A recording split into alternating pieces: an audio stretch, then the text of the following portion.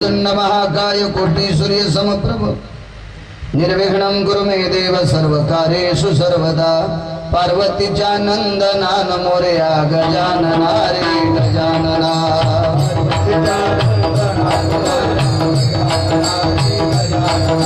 पार्वतीच्या नंदनान मोरया गजानना रे गजानना टाळी टाळी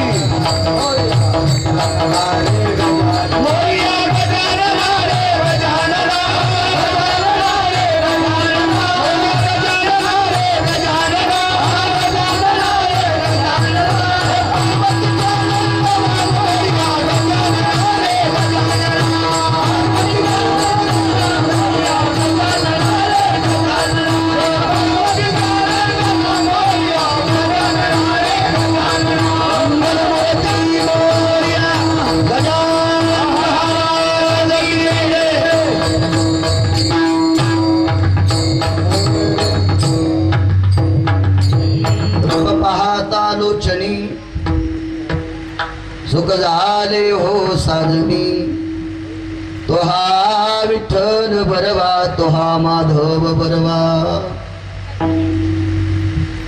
प्रस्तुत प्राप्त प्रसंगी सेवेकरता निवडलेला अभंग ज्ञानियांचे राजे योग्याची माऊली समाधीधन अलंकापूर निवासी माऊली महावैष्णव ज्ञानोबराय यांचा सेवेकरता निवडलेला अभंग विठ्ठला प्रसंगी सेवेकरता निवडलेला अभंग माझ्या ज्ञानोबरायांचा आहे। या अभंगाद्वारे माऊली महावैष्णव ज्ञानोबराय माझ्या ब्रह्मांडाच्या मालकाच्या रूपाची महती प्रतिपादित करतात।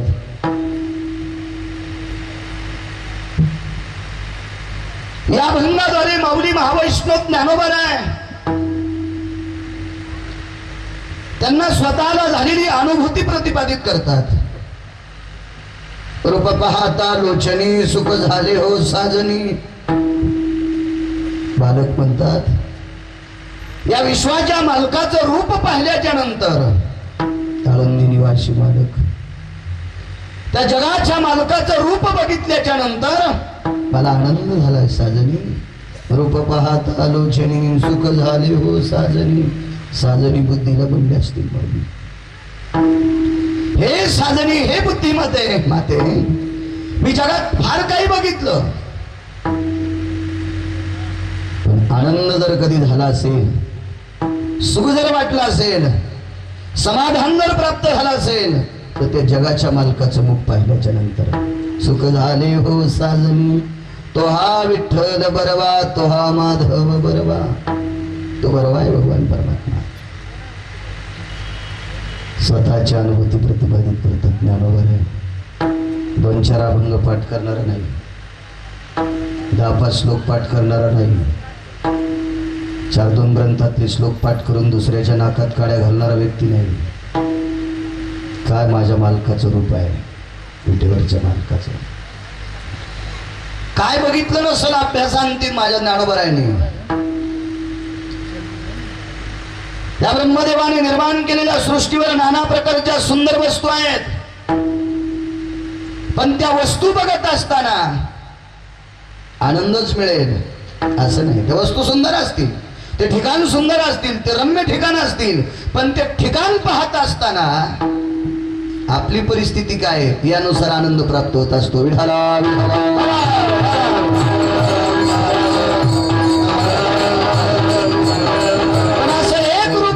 त्या जगाच्या बापाचं त्या विश्वाच्या मालकाचं ते रूप बघत असताना तुमची कुठलीही परिस्थिती असेल तरी पण त्या परिस्थितीत ते रूप बघत असताना प्रत्येकाला आनंद प्राप्त होतोय। असं एकच रूप आहे त्या विश्वाच्या मालकाचं विठ्ठला विठ्ठला।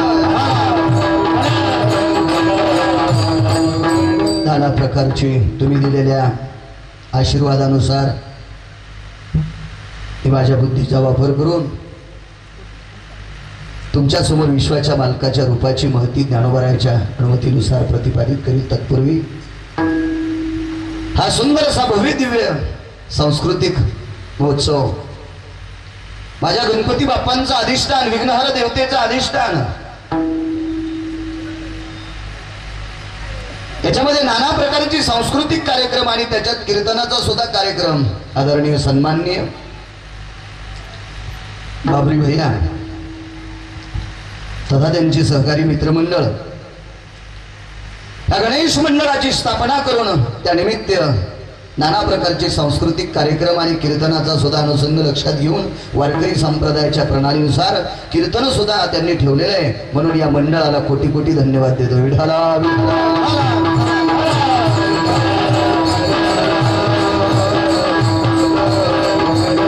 समोर बसलेला श्रोतागण तुमच्या ठिकाणी साष्टांग प्रणिपात करतोय. माझ्या माता मावल्यांना सुद्धा प्रणिपात करतोय. कारण मला वाटत असं होतं की आज महालक्ष्म्याचा सण असल्यामुळे सगळ्या महालक्ष्म्या पाहण्यात मग्न असतील. आज औषधाला सुद्धा महिला येणार नाहीत असं वाटत होतं, पण आलात तुम्ही. तुम्हालाही प्रणाम. विठाला विठाला.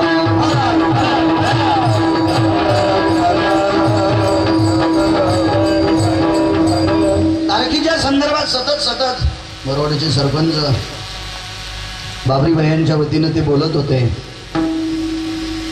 बालासाहेबजी फपाळ ते सुद्धा सारखा मला फोन करत होते. त्यांना सुद्धा धन्यवाद. फार गोड असा सुंदरसा कार्यक्रम वारकरी संप्रदायाच्या प्रणालीनुसार आखला. म्हणून बाबरी भैया तुम्हाला पुनश्च धन्यवाद. विठाला विठाला.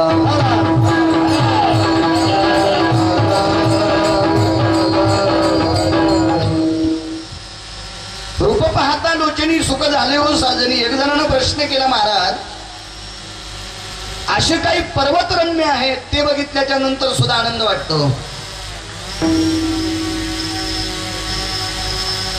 असे काही प्रेक्षणीय स्थळ आहेत ते बघितल्याच्या नंतर सुद्धा आनंद वाटतोय, सुख वाटतंय. मग तुम्ही जगाच्या मालकाच्या मुखातच सुख आहे असं का सांगता? त्याला सांगितलं, बाबा मी नाही सांगत रे, माऊली महावैष्णव ज्ञानोबरायांचं वाक्य आहे. जिथं ज्ञानाचं टोक संत ते ज्ञानोबर आहे. चार दोन ग्रंथ वाचणाऱ्या व्यक्तीचा पुरावा नाही. जिथं ज्ञानाचं टोक संत ते ज्ञानोबर आहे. ज्ञानियांचे राजे आहेत ते.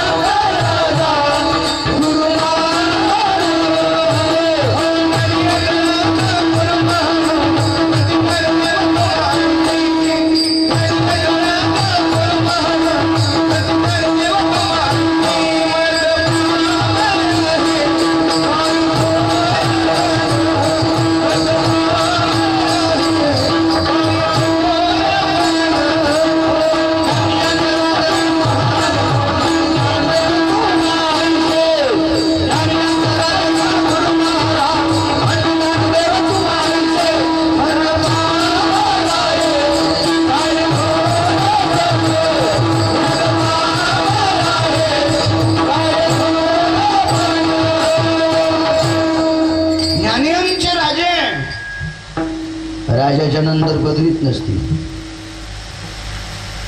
56 भाषे अधिकार तत्वाचा सिद्धांत आणि ते ज्ञानोबराय सांगतात. रूप पाहता लोचनी. 2-4 अध्यात्माची पुस्तकं पाठ करणारा वेगळ्या तत्वात बोलतो सुमळ्या. जिथं ज्ञानियांचे राजे आहेत, साधकांचे मायबाप आहेत, योग्यांची माऊली आहे, ते ज्ञानोबराय सांगतात. सर्वसामान्य जीवाला दुःख हरण करण्याची क्षमता, आनंद जर प्राप्त करून घ्यायचा असेल तर त्या जगाच्या मालकाचं रूप पहा. माझ्या नामदेवरायाचं सुद्धा एका ठिकाणी गोड प्रमाणे फार सुंदर. दुःखाची निवृत्ती, सुखाची ती सुख पाहता श्रीमुख गोविंदाची. त्या भगवान परमात्म्याचं मुख बघितल्याच्या नंतर सुखाच्याही पलीकडचं सुख प्राप्त होते. ही नामदेवरायांची वाणी आहे. एका ठिकाणी तर सांगितलं, ते बघितल्याशिवाय आनंदच नाही, डोळ्याची भूकच जात नाही. विश्वाचा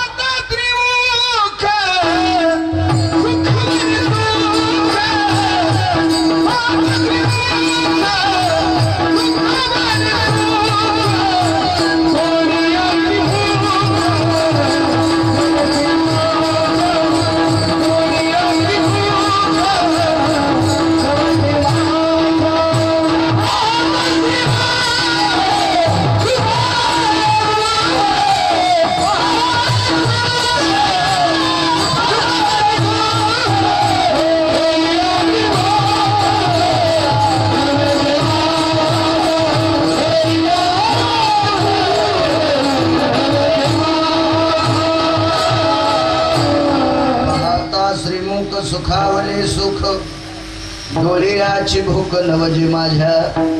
महाराज सांगतात एका ठिकाणी त्या ब्रह्मांडाच्या मालकाचं मुख बघितलं की सुख सुद्धा सुखावते.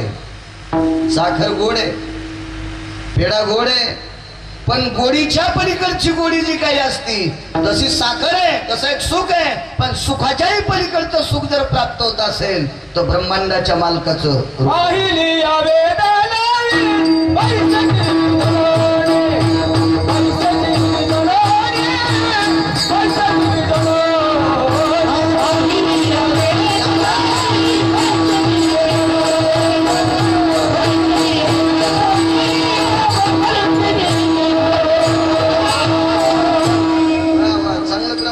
पाहिल्या वेध डावी बैशे जीवी जडवणी. बघितल्याबरोबर वेद लागतात, बघितल्याबरोबर.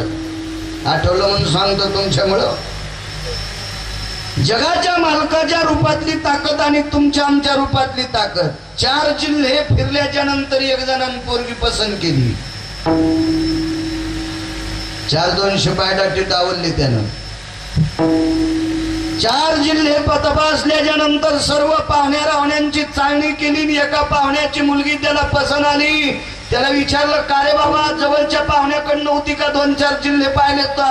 म्हणला महाराज तिच्यासारखी सुंदर महाराष्ट्रात कोणी नाही. माझ्या जगाच्या बापाच्या रूपाची ताकद आणि तुम्ही आम्ही सौंदर्य बघतो त्याची ताकद सांगतो. किती वेद लागतात त्या मालकाचे. महाराष्ट्रात तिच्यासारखी सुंदर कोण नाही. 7-8 वर्षाच्या नंतर गेलो मी बाबा. महाराष्ट्रात नंबर 1च्या सुंदर मुलीशी तो लग्न केलं. तुला आनंद काय? म्हणला पिना पाड आहे मो. विठाला विठाला.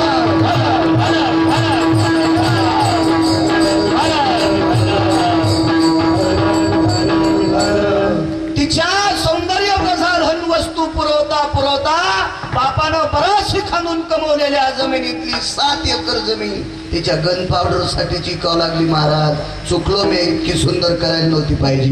विढाला विढाला. तुम्ही आम्ही सौंदर्यात रमत असतो, त्याच्या पाठीमागं नाना प्रकारची अपेक्षेची भूतात ते आपल्याला परेशान करत असतील. एक उदाहरण. एक जणानं असं सुंदर घर बांधलं, असं सुंदर घर बांधलं, असं सुंदर घर बांधलं. त्याच्या वास्तुशांतीला महाराष्ट्रात त्याच्यासारखी कोणी वास्तुशांती केली नाही. इतकी मोठी वास्तुशांती. आणि वास्तुशांती केली त्याच दिवशी संध्याकाळी त्याच घरात गेलं.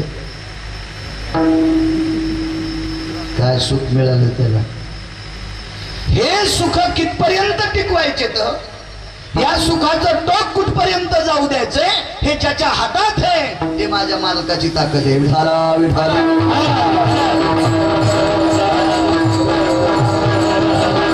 तुम्ही सुंदरशा घरामध्ये, सुंदरशा संसारामध्ये किती रममान करून प्रसन्न ठेवायचं हे ज्याच्या हातात आहे त्याला देव म्हणतात. सुंदर पत्नी, त्या बाईला सुद्धा मालक सुंदर भेटलाय, पण तुमचा जोड किती दिवस सुंदर आणि गोड चालू द्यायचा आहे हे ज्याच्या हातात आहे त्याला देव म्हणतात. म्हणून आपण जे सगळं सुंदर बघतो हे गोड सुंदर व्हावं याच्याकरता कधी कधी त्याचंही मुख बघत जा. विठाला विठाला. शंका येत असेल एखाद्याला, काही कायला पैशाचं घमंड असतंय, गर्व असतो काही कायला पैशाचा. हे महाराष्ट्रात 2425 गाव, कालच्यानं 26वं गाव झालंय. तुमचं हे गाव मी आधीच येतो. एकदा सप्त्याला आलतो मी अर्जुन महाराजांच्या सप्त्याला, म्हणजे अगोदरच लिहिले 2 वर्षापूर्वी. 2426 गाव पाहिलेत मी. रावणाला ओव्हरटेक केलेले श्रीमंत पाहिले. काही काहीला पैशाचा गर्व असतो, कोणाला बुद्धिमत्तेचा गर्व असतो, कोणाला माणसाच्या बळाचा गर्व असतो, कोणाला पदाचा गर्व असतो, कोणाला कशाचा गर्व असतोय. हे सर्व गर्व एके दिवशी फुकून द्या. किती टोकाचं उदाहरण सांगतोय पुढे ऐका. विठाला विठाला. 33 कोटी देवाच्या राजाची पत्नी.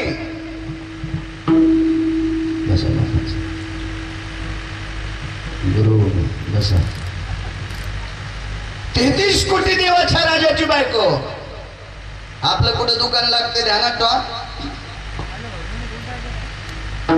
जिच्या मालकाला 222 काम जिच्या मालकाच्या ताब्यात आहेत. 222 काम. बाजीराव आपल्या दोघायला कोण्या दिवशी मारायचे तिच्या मालकान बटन दाबलं की गिरगावकर बाजीराव मळ्यात.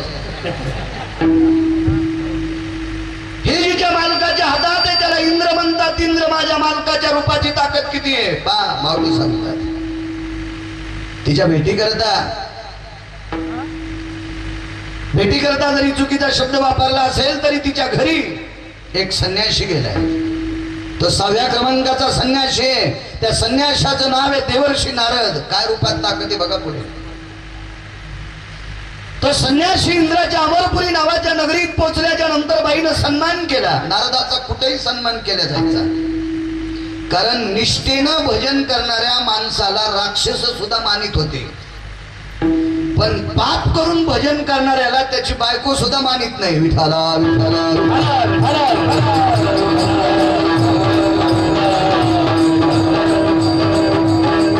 संप्रदायाचे नियम मोडून जे भजन करतात का त्या पाप्याला त्याचे मायबाप सुद्धा मानित नसतील. पण निष्ठेनं भजन, तत्वशुद्ध भजन, तत्वानं भजन करणाऱ्या माणसांना राक्षस सुद्धा मानत होते. तत्वानं भजन करणारे 6व्या क्रमांकाचे संन्यासी देवर्षी नारद कोण्याही जरी राज्यात गेले, कोण्याही प्रांतात गेले, कोण्याही मूर्खाकडे गेले, रावणासारखा वितंडवादी व्यक्ती सुद्धा नारदाच्या चरणावर प्रणाम करायचा. कंसासारखा मूर्ख व्यक्ती सुद्धा नारदाच्या चरणावर प्रणाम करायचा. अधिकारी होते नारद. चांगली माणसं तर मानतील काही नवलाची गोष्ट नाही. इंद्राच्या अमरपुरी नावाच्या नगरीमध्ये पोहोचल्याच्या नंतर इंद्राची पत्नी शची, मुलगा जयंत, मुलगी जयंती, अमरेंद्र इंद्र या कुटुंबाने नारदांची पाद्यपूजा केली. काय सेवा, काय पूजा, काय तो सोहळा. इंद्राची अमरपुरी. नारदांनी सर्वांना खुशाली विचारली. अमरेंद्र खुशाल आहात? हो. जयंताला विचारलं बाळा आनंदी आहेस? होय. जयंतीला विचारलं बाई तू आनंदी आहेस? हो. इंद्राची मुलगी जयंती. आणि मग इंद्राच्या पत्नीला शचीला विचारलं बाई साहेब खुशाल आहात? बाकीचे आनंदी आहेत, खुशाल आहेत असं एका शब्दात बोलले. हिनं जरा शिल्लकीच केलं. महाराज इंद्राच्या बायकोनं जरा शिल्लकीच केलं. ती म्हणली महाराज माझ्यासारखी आनंदी त्रिभुवनात कोणी नाही. आता ते ओरिजिनल भजन करणारं म्हातारं होतं, ते काय चोंभाळे नव्हतं. 4-2 हजार पाकिटात शिल्लक टाकावा म्हणून चोंभाळणारं महाराज नव्हतं.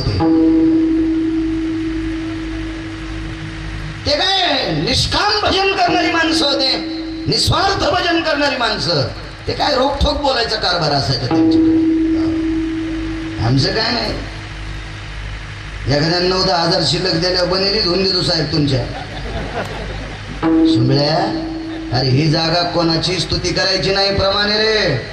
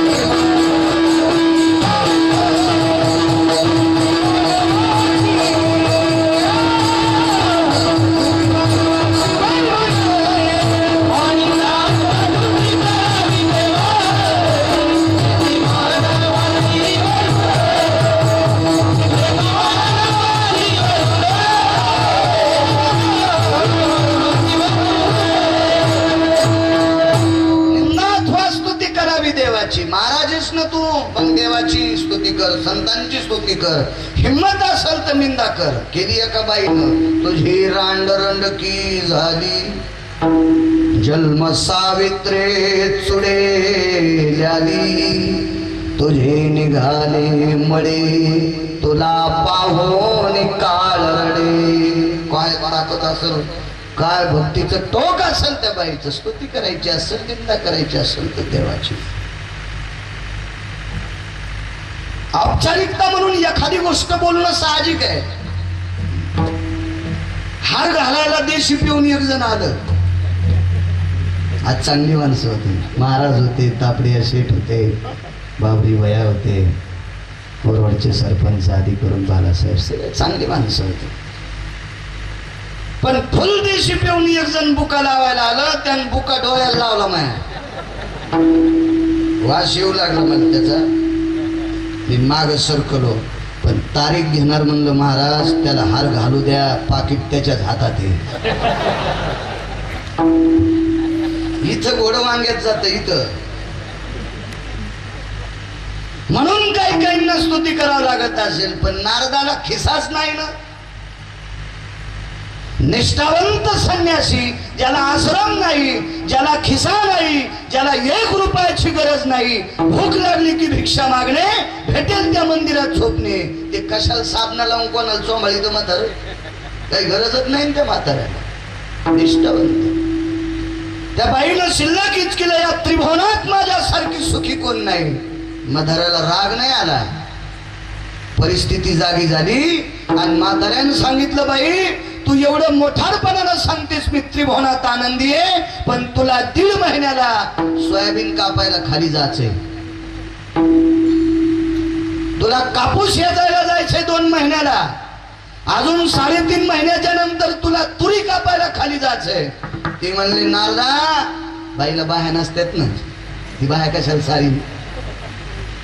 तिनं बांगड्या माग सारल्या. म्हणले, नारदा महाराज हे म्हणून ऐकून घेते, मी अमरेंद्राची पत्नी आहे, 33 कोटी देवाच्या राजाची बायको आहे. माझ्या मालकाच्या रूपाची ताकद किती ते सांगतोय मी तुम्हाला, पुढे कळत तुम्हाला. त्या बाईनं सांगितलं, नारदा जरा जीभ आवरून बोला, मी 33 कोटी देवाच्या राजाची पत्नी आहे, मला बराशी खांदायला, कापूस याचायला, सोयाबीन कापायला, तूर कापायला लावण्याची कोणाची माय व्याली. महाराज म्हणले, कोणाची नाही व्याली, आपण मध्येच खाली जाशील. कशी रे? तुका म्हणी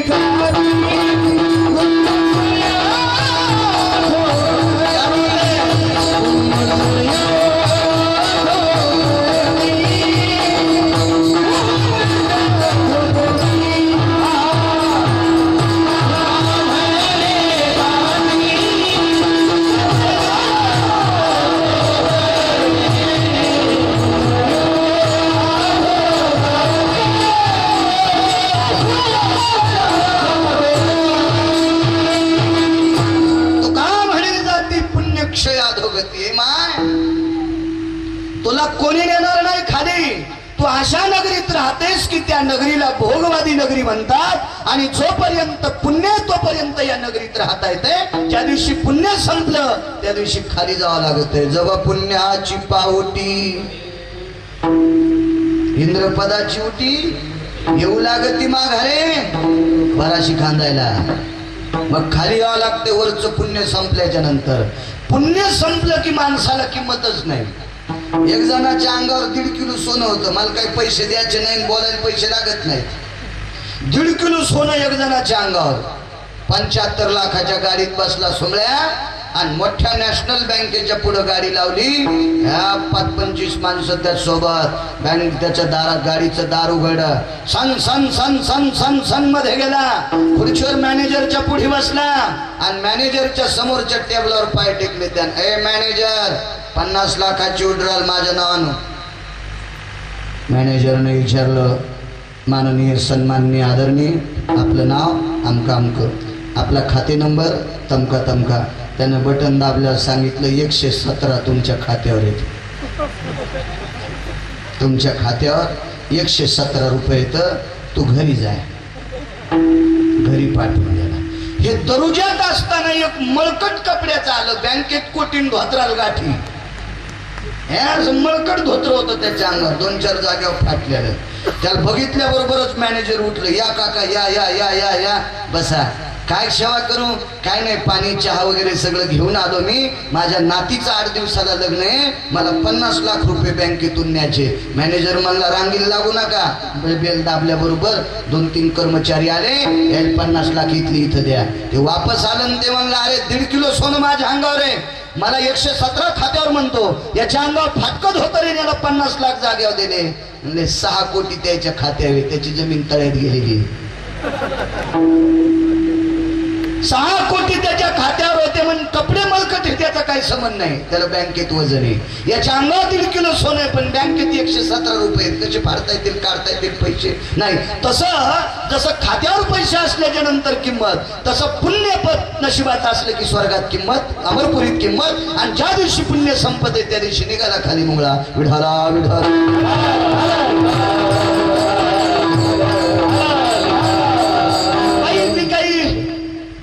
अर्वाच्य बोलते असं मनाला लावून घेऊ नकोस. पण तुला मृत्यू लोकात जाऊन नाना प्रकारचे काबाड कष्ट घाम काढून करावं लागतील. महाराज क्षमा असावी, चुकीचं बोलले मी, माफी असावी. मी आतापर्यंत सुखी आहे. 33 कोटी देवाच्या राजाची पत्नी आहे म्हणून मी सुखी बोलले महाराज. मी खरंच सुखी आहे, खरंच सुखी आहे. पण उद्याचं मला माहित नव्हतं मी दुःखी होणार आहे. मला आता सुखी आहे याच्यापेक्षा सुख प्राप्त होण्यासाठी मला साधन सांगा. देवर्षी नारदाच्या मुखारविंदातून वाक्य पडलं, बाई तू आहेस याच्यापेक्षा जर आता इंद्राची पत्नी 33 कोटी देवाच्या राजाची बायको याच्यापेक्षा जर तुला सुख पाहिजे असेल माझी माय तर तू जगाच्या मालकाचं रूप सारखं बघत राह. आणि त्या मालकाचं मुख बघत असताना तुला एवढं पुण्य साचेल, एवढं पुण्य साचेल, एवढं पुण्य साचेल की जगाचा मालक विचार करील हिला कोण्या सुखाच्या पदावर नेऊन बसू. विठाला आणि नारदांचा संदेश ऐकल्याच्या नंतर इंद्राची पत्नी शची धार शिवडी टाकली. ती मृत्यू लोकात आणि मृत्यू लोकामध्ये अनया नावाच्या गवळ्याची पत्नी म्हणून जन्माला आली गोकुळामध्ये. एकच निधी ध्यास होता. एका निष्ठावंत महात्म्याने सांगितलंय, एका निष्ठावंत भजन करणाऱ्या संन्याशानं सांगितलंय. त्या संन्याशाचा शब्द खोटा नाही. त्या अनुसंगानं नित्य भगवंताला पाहत होती. प्रसंग काल्याच्या कीर्तनातला आहे. देवाला बघण्यासाठी घागर घेऊन पाण्याची देवाच्या दारातून जायची. भरलेली घागर घरी आणून रिचवायची, भरलेली रान्न रिचून द्यायची. देवाला बघण्याची इतकी चट लागली, इतकी चट लागली की काही बी काम झालेलं असलं तरी ते काम डबल डबल करायचं. पुन्हा घेऊन केरळ घेऊन जाण्याच्या निमित्तानं, पाण्याच्या निमित्तानं, धुण्याच्या निमित्तानं पाणी भरलं तरी पुन्हा रिचून द्यायचं. पुन्हा भगवंताच्या दारात जाऊन नाना प्रकारच्या निमित्तानं पण भगवंताचा चेहरा बघत होती. विश्वाच्या मालकाला बघण्याचा आनंद इतका तिच्या जीवनात, इतकं प्रेम तिच्या जीवनात, इतकं भक्तीचं टोक तिच्या जीवनात, इतकं भक्तीचं टोक राधेचं वाढलं की जगाचा मालकच तिला पाहून वेळा झाला. ती दिसायलाही तितकी सुंदर होती. तिचे कुंडल हालत होते.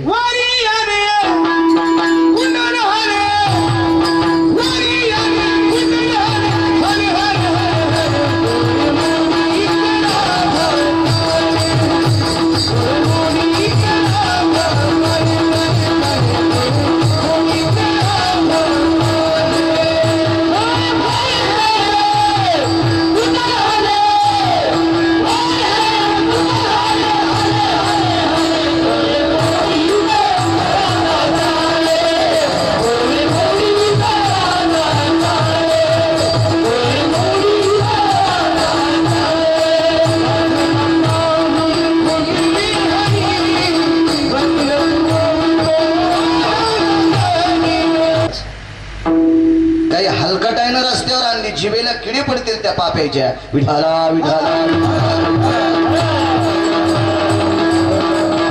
अरे ज्या राधेच्या भक्तीचं टोक, गोपीच्या भक्तीचं टोक सांगत असताना 4 ब्रह्मवेत्यापैकी एका ब्रह्मवेत्याला तिचं नाव घेतल्याच्या नंतर जर समाधी लागत असेल, इतकं टोक जर भक्तीचं राधेचं असेल तर पांचटाईनं काय म्हणायची गरज आहे. राधा रंगानं दिसते छान, तिच्या येणीला कोंडे दोन. त्या बायकोला किती सजवायचं, सजवणं सुमळ्या. राधेनं काही सजवायची गरज नाही. जिला बघत असताना विटेवरचा बाप वेळा होतोय ती सामान्य राधा असेल का? तू काऊन तिला मलमपट्टीला तू सुमळ्या. विठाला विठाला.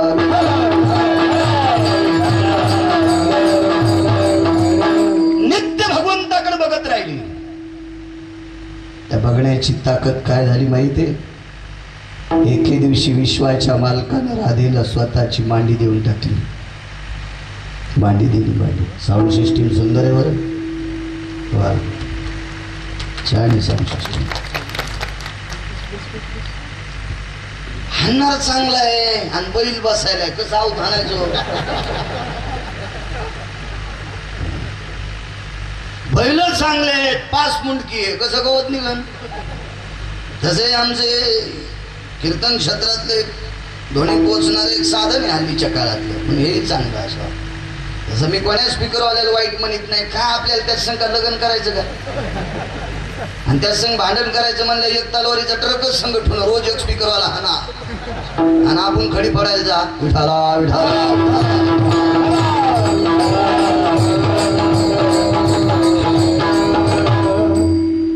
ब्रह्मांडाच्या मालकाने राधेला मांडीवर घेतलंय. रूप पाहता लोचनी सांगतोय, रुपये पाहता नाही, रूप पाहता लोचनी मांडीवर घेतलं. राधेला मांडीवर घेतल्याच्या नंतर पहिल्या 16,108 पत्न्या. काय झालं असेल ते जमान्यात. लक्ष्मीला तर रागच आला. आईसाहेब पंढरपूरला आल्या. राधेनं समजून आपलं सत्यभामेनं समजून घेतलं. मला रूपाची महती सांगायची वेगात पुढे येतो. लक्ष्मीला पायाची सेवा दिली. 23व्या क्रमांकाचं घर सत्यभामेला दिलं आणि राधेला स्वतःची मांडी दिली. काय लक्ष्मीचा अधिकार होता. मग सर्वस्वे करुणे सेवा अभिमान सांडोनी पांडवा पाय धुवावयाच्या दैवा पात्र झाले. एवढी टोकाची लक्ष्मी. तुम्हाला श्रीमंत करायचं का भिकारी करायचं जिच्या हातात आहे ती लक्ष्मी. तिला पायाची सेवा दिली. पाय लक्ष्मीचे हाती दिशी यावे काकुलती. पाय पाय पाय लक्ष्मीच्या स्वाधीन केले. एवढी मोठी श्रीमंत पत्नी जिनं माहेरातून भरपूर धन आणलं होतं आणि सत्यभामेमुळे जगाच्या मालकाला दान करण्याची संधी प्राप्त झाली, धर्म करण्याची संधी प्राप्त झाली. काय अधिकारी बायको असं कल्पना करा. एका बाईला भाऊ नाही. म्हातारी गेल्यावर 2 एकर जमीन विकून मालकाला पैसे दिले. त्या दिवसपासून ती मालकालाच भांडे घासायला लावू लागली. 2 एकरचे पैसे आणले तर मालकाला भांडे घासायला लावू लागली.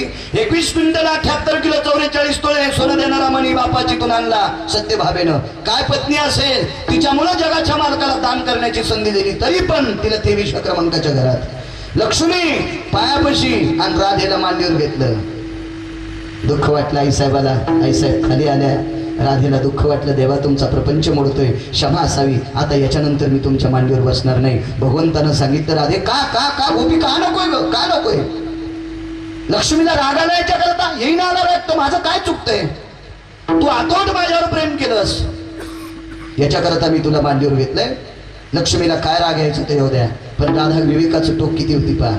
माझी गोपी किती विवेकाचं टोक असेल, किती तत्वसिद्धांतिक माऊली असेल. त्या तत्वसिद्धांतिक राधेनं सांगितलं हे ब्रह्मांड नायका, मोठ्या माणसाला जर मोठं व्हायचं असेल, मोठ्या माणसाला जर मोठं व्हायचं असेल तर मोठ्या माणसानं 2 पावलं वापस आलं पाहिजे. मोठ्या माणसानं 2 पावलं वापस आलं पाहिजे. तुम्हाला तुमच्या व्यवहारातली संसारातली गोष्ट सांगतो. मी सुद्धा ब्रह्मचारी संन्यासी नाही. मला सुद्धा लेकरं बाळ आहे. संसारात माणसानं लहान झालं पाहिजे. ज्या कोणत्याही क्षेत्रात जा, कुठेही जा, जितकं पाठीमागं 2 पावलं येतात तितकं जगाचा मालक तुम्हाला पुढे नेत राहील. देवा तुम्ही जगाचे बाप आहात. तुमची पत्नी तुमचं वैकुंठ नावाची नगरी सोडून मृत्यू लोकात जर दिंडीरवनात जंबूदीपात एकटी राहत असेल तर लोक तुम्हाला म्हणतील हा जगाचा बाप आहे, याला बायको सांभाळता येत नाही, आपण याच्या पायापरच्याला पडायचंय. ऐका प्रभू, ऐका ऐका ऐका. माझं तुमच्यावर अतूट प्रेम आहे म्हणून तुमचं सुद्धा माझ्यावर प्रेम आहे. हे प्रेम कमी होणार नाही. पण तुमच्या धर्मपत्नीला तुम्ही सोडू नका प्रभू. खाली जा. भगवान जाण्यासाठी तयार नाहीत. ऐका प्रभू ऐका. जा जा जा. संसारात भानगडी असत्याला आलेलं फुरसन बाजूला करावंच लागते. फुरसन कळलं ना तुम्हाला. एक जणाच्या 7.5 2 मोटरा चालू. ऊस आला 7.5 मोटरा चालू. मोरवडकर दोन्ही मोटारी चालू. उसाच्या पलीकडच्या कडेला खांद्यावर खोरं घेऊन गडी उभा. सकाळी 5 वाजता मोटारी चालू केल्या आणि 9 वाजता मालक गड्याची नेरी घेऊन आला. का रे तिकडच्या कडीला पाणी गेलं का नाही. अजून आलंच नाही. मोटारी बंद आहेत का नाही चालू आहे. मग पाणी इकडच्या कडीला कसं काय नाही आलं काय माहित. फुरसन अडकलं असेल का. ते म्हणला 2 मोटारीच्या पाण्याला फुरसन काय करतंय. मालक म्हणला अरे कॅनल फोडीत रे फुरसन. कॅनल पण फुटो तू फुरसनानं. तू जाय पाहिलं जाऊन तर दांडात बारक्या बारक्या काड्याचा गर्दा अडकलता. त्या जागेवर गर्दा अडकल्यामुळं दांड फुटला आणि शेजाऱ्याची एरंड भिजले. याचा ऊस कोरडा फट. फुरसानाच्या काड्या मोठ्या असतात का? नाही, बारीक बारीकच गर्दा असतोय, पण चांगल्या दांडाला फोडण्याचा प्रयत्न फुरसन करतय. म्हणून ज्याला मोठं व्हायचंय संसारात, त्यानं संसारातले बारके बारके फुरसन आहेत का ते आलादी बाजूला करायचे असते. विठाला विठाला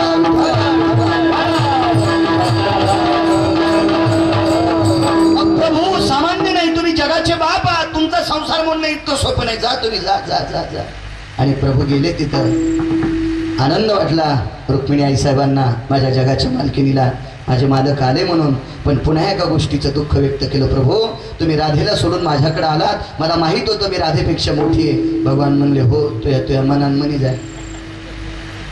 असं नाही जोरात म्हणले ते, पण मनात म्हणले ठीक आहे हो लक्ष्मी, तू फारच छान आहेस, जगात नंबर 1 ची आहेस. वा वा वा वा, आनंदाचा योग आहे. पण नाराज कशामुळे? ऐका ना मालक, माझ्यामुळे तुम्ही राधेला सोडून दिले हे मान्य आहे, पण अजून राधेचं नावच तुमच्या नावाखाली लागतंय ना. राधा कृष्ण गोपाल कृष्ण, राधा कृष्ण गोपाल कृष्ण. रूपाची ताकद सांगतोय, रूपाची ताकद किती, रूप पाहता लोचनी.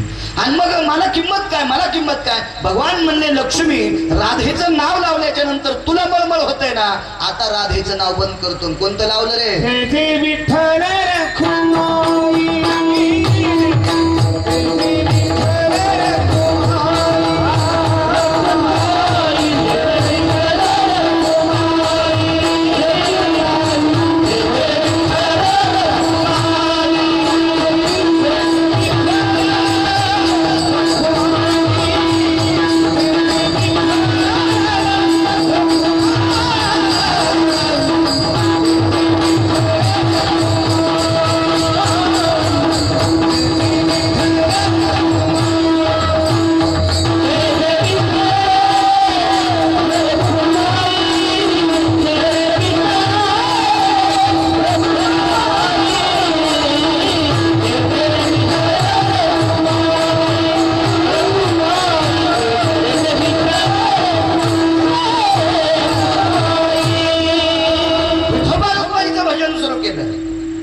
कृष्ण बंद केलं.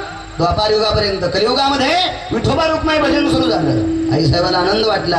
पण काय एके दिवशी आई साहेबाचा आनंद इतका वाढला, म्हणल्या प्रभू काय राधेनं आतूट तुमच्यावर प्रेम केलं म्हणून तुम्ही तिला जन्म म्हणजे मांडी दिलती, जाता का 9-10 दिवस भेटायला? भगवान म्हणले तिला जवळ घेतल्यामुळे वैकुंठ सोडून खाली आली ना, आता पुन्हा कशाला जाऊ तिच्याकडं? मी म्हणते ना प्रभू जा, काय हरकत नाही, तुमचा स्वभाव माझ्या लक्षात आलाय, आता तुम्ही जा जा. फुरसन हिशोबानं हाताळलं ना, ताण येत नसतो बघा. संसारातले लोक काही कायला लय फुरसनाचा अर्थ पटकन कळाला. संसारातली लोक हिशोबानं हाताळले ना की ताण येत नसतो बरं संसारात. त्याच्या विरोधात जायचं नाही, करायचं आपल्यासारखं, पण खांद्यावर बंदूक द्यायच्या फाची. विठाला विठाला